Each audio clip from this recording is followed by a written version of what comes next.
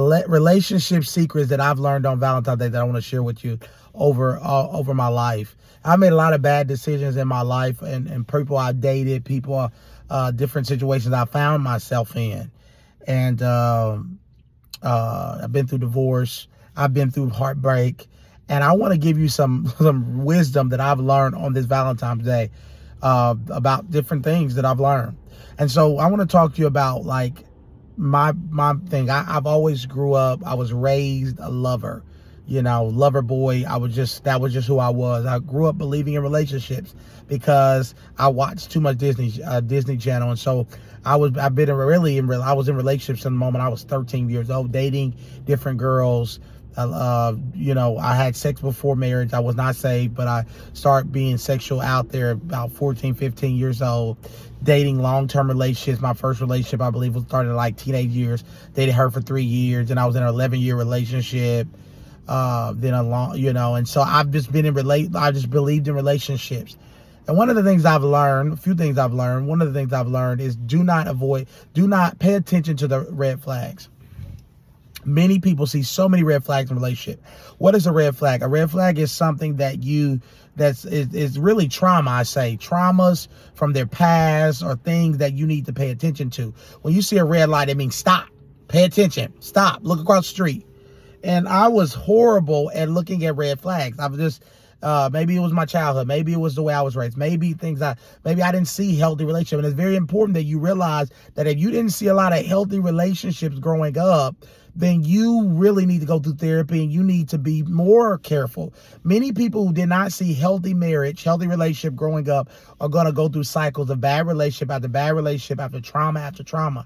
Why? Because when you didn't see a mother and a father that had a healthy relationship, had healthy confrontation, had healthy arguments, you're going to be a lot of times attracted to what your parents raised you around. So if you saw a lot of yelling and cussing and going off on each other, that's a lot of times what we're attracted to because that's what we saw. And as children, we are at an age where we literally are looking for what our parents were.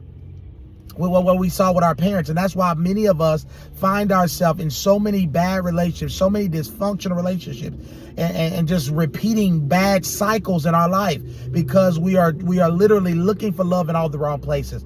If we experience a lot of abuse in our childhood, we look for that. We repeat that in our adult life. And so you got to look at those red flags. Does the person abuse you? Does the person talk disrespectfully to you? Does the person don't know how to treat you? Does the person cheat on you? Does the person if they are narcissists? All those things are important. Look at their family life. Don't go based off just attraction. A lot of times if we're not sexually attracted to a person, we don't date them. We say, I'm not attracted to you. How many girls that I was passed up on growing up because I was a nice guy and I was always been a sweet guy, did everything, bought girls everything, was one of those, what they call where I try to buy women. And I would do all this stuff. And I was always passed up on. And they would go to the guy that was the thug, the guy that was the street guy, the guy with the dreads. And I'm not knocking guys with dreads, but that, you know what I mean? The stereotypical guy with the pants sagging. That's what they wanted because I was always attracted to girls that were very attractive when I was younger. And so I had to learn that it wasn't me, it was them. They were attracted to because of the trauma of their childhood. So stop going based off what you see. Stop being so visual. Focus on the heart. Focus on their heart. The heart is what's important. And then as we become Christians, we even do better. We cannot date somebody that's not saved.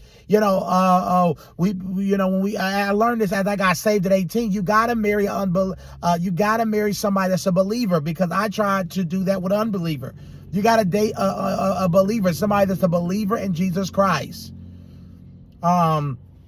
If you can't make them saved either. You can't marry them and think that by marrying them, you're going to make them a Christian. You can't do that. You got to take them as they are and basically marry them thinking they might not ever change. And if they never change, are you okay with the person you're marrying? If that answer is no, then you need to date them longer or you need to leave that relationship. Because the mistake many Christians make is we marry people or in relationship, we think I can change them. But I've realized you cannot change anybody. You have to accept people the way they are and pray. And God is the only one that can change people. You can get into witchcraft trying to change people.